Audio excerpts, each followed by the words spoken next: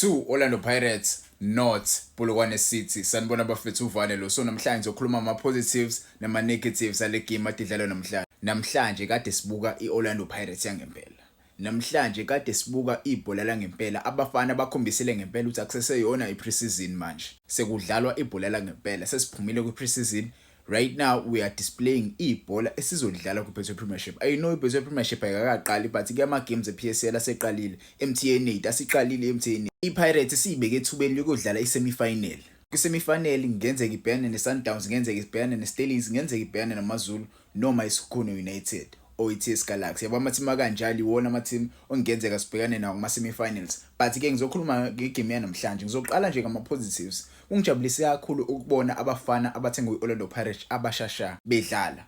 In most times we usually see ama-signings amasha mefika kuma-club amasha angaqala adlale kahle, but today we saw the new signings e-Orlando Pirates. Okay, ngizoqala le ku-signing yokuqala Sihle Nduli. Many people doubted uSihle Nduli. I saw many people saying ukuthi there was no need of signing uSihle Nduli because there were top signings anjengo-Oswina Police, top signings anjengo-Sipho Mbule.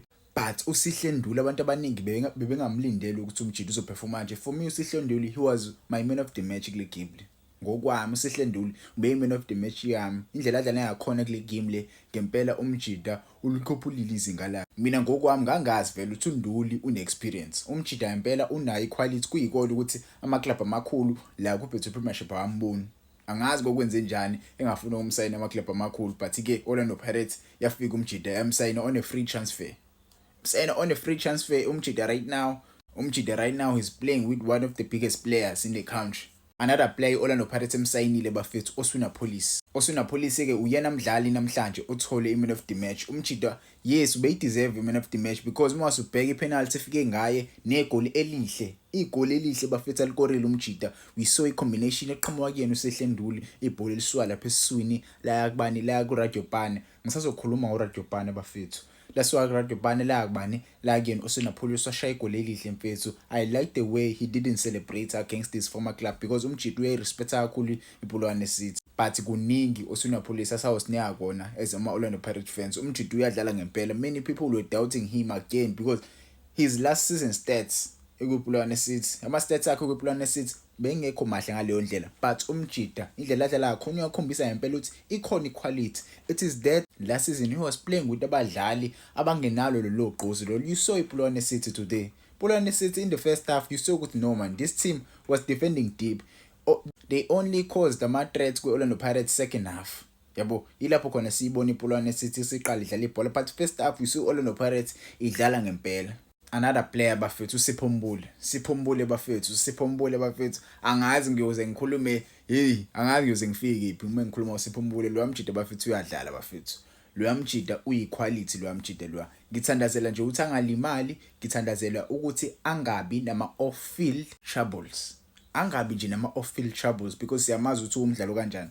Umjida umneze ibhola, umjida akabaleki first touch yakhe umjida. Akusiyona le midfielder le mfethu ecashayo.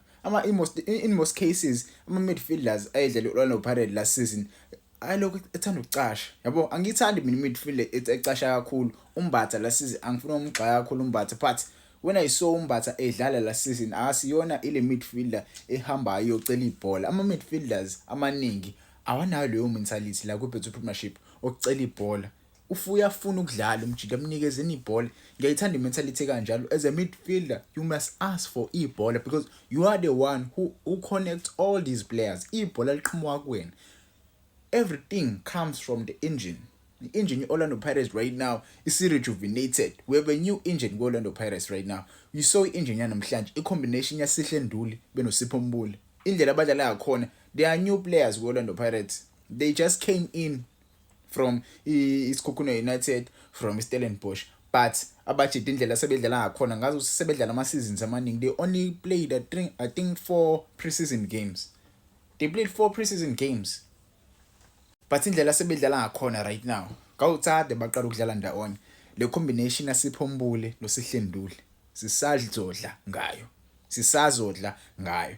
Another player namhlanje ongijabulise kakhulu Boitumelo Radjopane, even though he didn't give us a lot kwi-second half, but umjida bafethu ungijabulisa kakhulu. Mina I-striker esinjengo Boitumelo Radio Bane bafethu i-striker angazi ngasichaza kanjani but uyile striker lesi ngathi uyi center forward sort of yabo uyakwazi ukudropa deep akwazi ukudlala ibhola uyakwazi nokujika umjida angazi noma singakwazi ukumenza number 10 which is a big decision leyo but ke umjida ngempela mfethu uyakwazi ukudlala lo amjida lo but phambili angazi bekwenze njani bengawatholi kakhulu amathuba phambili simbonile assisteli osunapolice yabo uyi-strike esikanjalo siyakwazi uconnect play which is a big thing Orlando Pirates. We need a striker kanjalo but ke we saw second half sisifakwa uYanela Mbuthuma izinto beyishake kancane sisifakwa uYanela Mbuthuma akazi bekwenze njani umjida Mbuthuma mfethu sengizokhuluma ama negatives ngizoqala nje ngayo Mbuthuma mfethu uMbuthuma for me I don't know first touch yakhe umjida ayingiconvince mina I judge a lot about a player with his first touch i-first touch yomdlali iyona into engimjaja ngayo striker kumele sibe ne-lethal first touch as a striker you must make sure ukuthi ibhola melifika kuwena usuyazi uzokwenza njani cima ibhola ushaya ibhola enethini umjida unikezwe ithuba elinqa izivele ngabe utholi uthathele la bhola washaya igoli kwaba u-3-0 Orlando Pirates ngabe iwine le game ngo-3-0 umjida angazi kwenze njani ukutatazela noma inamba anikezwe yena phela usethole inamba entsha uYanela Mbuthuma mezoqhubeka edlala kanje ibench lizomudla mezoqhubeka edlala kanje even today he didn't start today against Ipulwane City ubani oqalile uRadio Man namhlanje udlale kahle which is a big thing that should tell you ukuthi ngempela kukhona ushintsho oluzokwenzakala kuPirates this season bengekho mabasa bengekho mahopa bebehleli kuma stands Yanela Mbuthuma the new striker was in the bench Radio Man the guy who had a lot of challenges Orlando Pirates today he was starting we doubted him but ke umjida he is here to prove us wrong I want him to prove us wrong I want that boy to succeed with Orlando Pirates. We saw the likes of Bomfukeng. We saw the likes of Obonkota. He was the first youngest player from his squad Mfukeng wa promote. Mina ngikhumbula kahle isquad Mfukeng. Uyena mjida oqala wa promote uthi azodlala. Wabulawa yini wabulawa ama-injury umjida. Sadecide ukumlona. Beza uMfukeng, beza Bonkota, abombokazi balandela. So yena impela mfethu umjida uyangiwarisha kakhulu mfethu Radio Man but ke kule season let's hope umjida uzodlala kamnandi second half we saw abadlali bengena Tshepang Moremi you need to do more boy you need to do more the guy is a good player but I need to see more for Tshepang Moremi yabo I need to see more because we don't want Orlando Pirates ukuthi okay siyadlala right now okay siyakufaka right now iscore 1-1 yini uzoyenza are you going to change indlela edlala ngakhona Orlando Pirates are you going to score a winning goal for Orlando Pirates yabo side abadlali bakanjani kuOrlando Pirates simbonile ngena but he didn't do a lot yabo akenzanga okuningi ngaleyo ndlela umjida for me akangiimpressanga mhlawumbe wona ungasho okunye but for me Tshepang Moremi yes utholile ama minutes namhlanje but impressanga I hope to see a lot from him because I really trust in him from AmaZulu let's hope umjida uzophula up ama socks akwazi ukudlala we saw Mariko today umjida really impressed me he really impressed me likhona ibhola lapha let's hope umjida uzoqhubeka ngelendlela adlala ngakhona namhlanje ngitshela ama comments wena ikuphathe kanjani igame namhlanje but ke for me Orlando Pirates namhlanje engidlalela ibhola lemnandi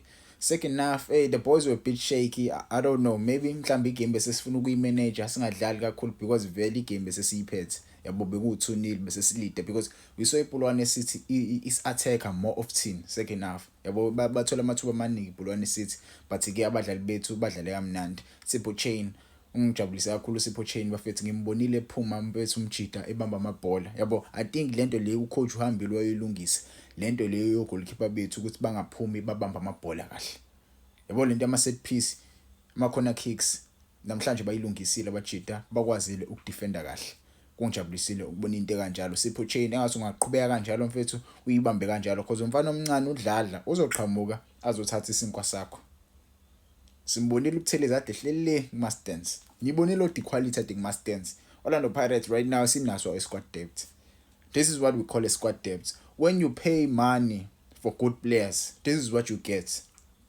ama results amahle you get to see ibhola elimnandi Orlando Pirates 2 Ipulwane City not kuningi okusazokwenzakala kule season uva neSports ebafethu ungakhohlwa usubscribe ngiyabonga ngesupport eninginika yona.